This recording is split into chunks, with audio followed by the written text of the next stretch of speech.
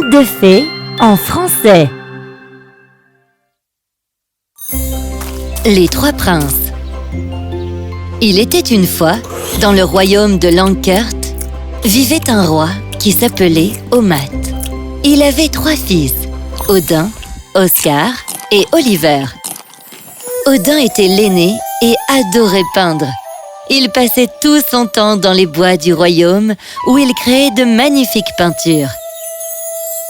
Le deuxième prince, Oscar, bien que talentueux, était très inconstant, car parfois, il voulait être peintre ou médecin ou même parfois danseur. Le plus jeune, Oliver, était gâté et méchant. Il piquait des colères sur les servants et n'était jamais satisfait de leur service. Le roi Omat était très inquiet. Ses trois fils étaient adultes, mais aucun n'était prêt à prendre de quelconque responsabilité. Un jour, il décida de les appeler pour leur parler. « Oui, papa, tu voulais nous voir ?»« Oui, voyez-vous, mes enfants, j'ai servi ce royaume comme j'ai pu, et maintenant, j'aimerais voyager pour découvrir le monde. Du coup, j'aimerais vous passer le flambeau des responsabilités. » Papa, je suis vraiment désolé, mais je n'ai pas encore trouvé ma vraie vocation. Je suis toujours en train de chercher des réponses et j'aimerais vraiment qu'on ne me mette pas la pression. Mais Oscar... Désolé, papa. Odin, Oliver... Papa, je sais que tu penses que je suis prêt à endosser des responsabilités. Et honnêtement, moi aussi. Mais je ne suis pas l'aîné. Alors ça devrait peut-être être à Odin de le faire. Oui, mais tu pourrais peut-être aider, non? Non merci.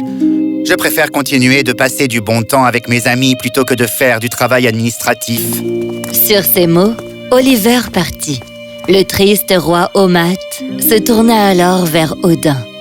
« Odin, mon premier-né, aide ton père. »« Papa, je te l'ai déjà dit, je n'ai aucune envie de devenir roi. Je suis désolé de te blesser, mais je veux aller à Rome pour devenir peintre. » Le cœur lourd, Odin se retourna et s'en alla. Dès qu'il eut passé la porte, Omat eut un regard noir de colère. Je savais que ça ne marcherait pas. Mes fils ne sont pas du tout des garçons qui se font prendre par les sentiments. J'aurais dû simplement leur donner des ordres et c'est tout. Alors, de derrière un chandelier sortit une petite fée. Elle s'appelait Quito. Du calme, mon roi.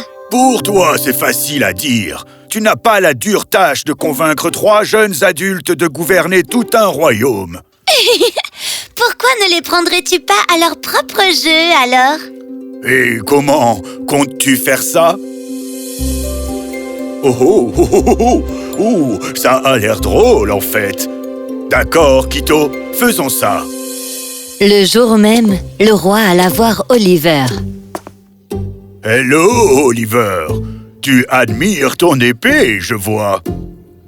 N'est-elle pas magnifique, papa? Et elle brille. Mais à quoi sert une épée qui brille, mais qui ne servira jamais à rien? Quoi? Bien sûr qu'elle servira un jour. À qui? À toi? Mon fils, tu as seulement 19 ans. À ton âge, j'étais fort et courageux. Mais toi... Oh, ne t'inquiète pas, tu finiras par être prêt quand tu auras... 60 ans.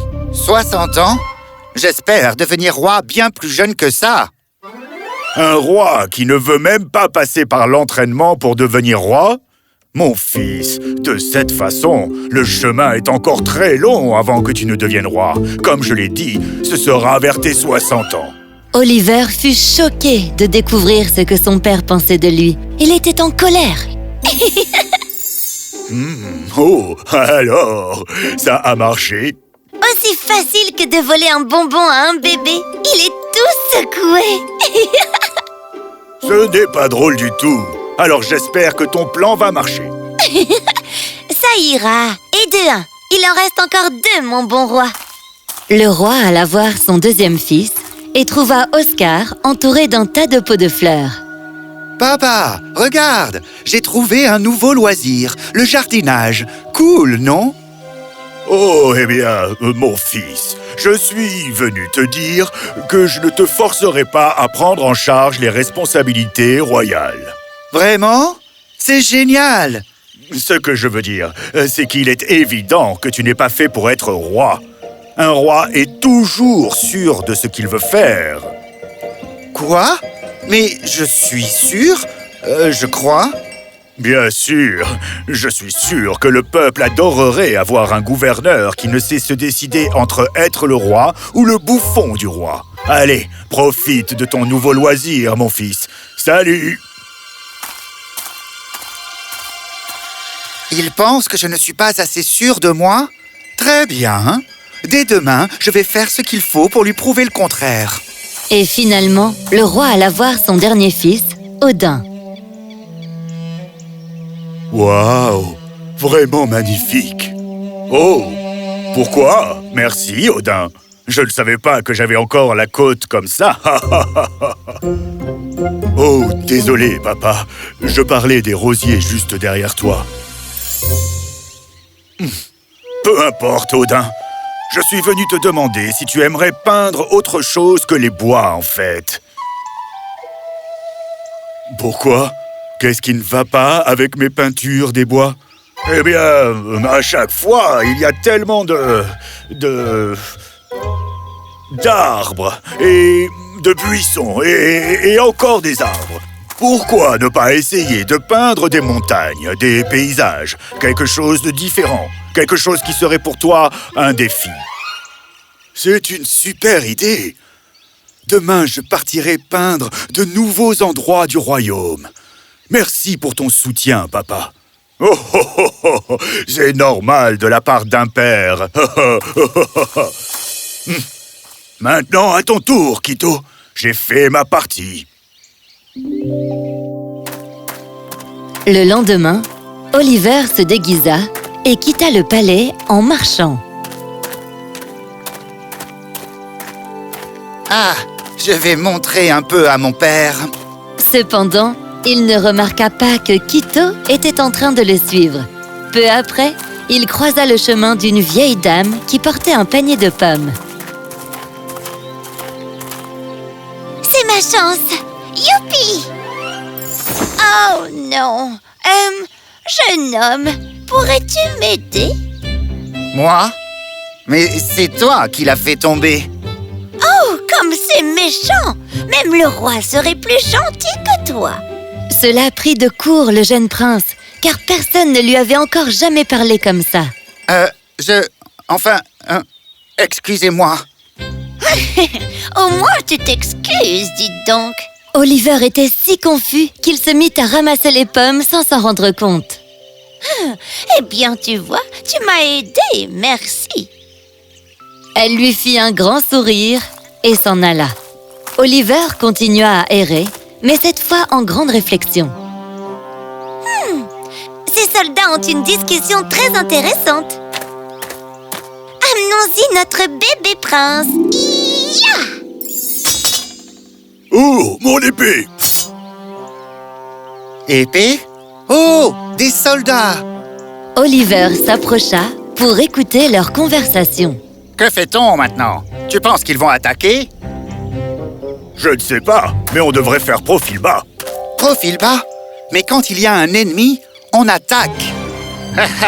Qu'est-ce qui lui prend à ce gosse? On ne peut pas simplement attaquer un ennemi? C'est ça! Car si ça nous mène à la guerre, pense un peu au peuple du royaume. Laisse tomber, petit. Ces choses-là se décident entre le roi et son armée. Et les princes aussi. En entendant cela, Oliver eut vraiment honte. Je ne savais pas qu'il y avait autant à apprendre. Papa s'occupe vraiment de toutes ses responsabilités tout seul? Ah. Ça marche. Allez, au suivant. Oscar était sorti traîner dans un autre coin du royaume. C'est si excitant! Oh, un peintre! C'est sûr que je vais pouvoir faire de meilleures peintures. Il continua son chemin, mais Quito vit soudain un groupe d'artistes qui étaient assis, l'air triste. Elle sourit.